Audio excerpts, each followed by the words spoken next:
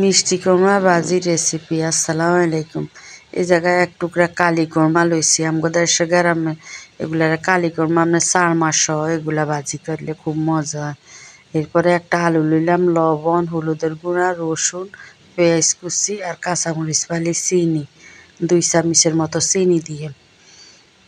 এরপরে চলে এলাম একটা কড়াইয়ের মধ্যে পরিমাণ মতো তেল দিয়ে দিলাম, পেঁয়াজ কুচি এগুলা দিয়ে এগুলার একটু হালকা ভাজি নিয়ে এরপরে রসুন বাটাটা দিয়ে দিয়ে এই যে রসুন বাটাটা আগে দিয়ে দিলাম। রসুনটার একটু গন্ধ গেলে দিয়ে দিয়ে এই জায়গায় হলুদের গুঁড়া, কাঁচামরিচ আর লবণ এগুলারে ভালো করে একটু ভাজি নিয়ে নেওয়ার পরে এবার কোরমাগুলা ঢালি দিয়ে কোরমা আর আলু দেওয়ার পরে এগুলা একটু লাড়ি ছাড়ি ভালো করে ঢাকা দিয়ে রাখে দিলাম। ঢাকাটা উল্টাই আবার এগুলারে একটু লাড়ি ছাড়ি দিয়ে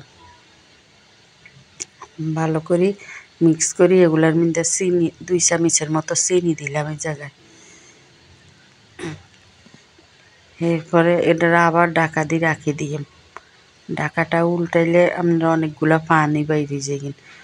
আপনার পানিটা শুকান পর্যন্ত অপেক্ষা করি। এইভাবে একবার হইলে মিষ্টি কোরমা ভাজি করে চাইয়েন। ছোটো ছোটো বাচ্চারা এই কোরমার ভাজিটা খাইব, খুব শখ করে খাইব। এরপরে পানিটা শুকাই গেছে, কিছু ধনিয়া পাতা দিই এবার ভাজিটা উঠা লাগেন।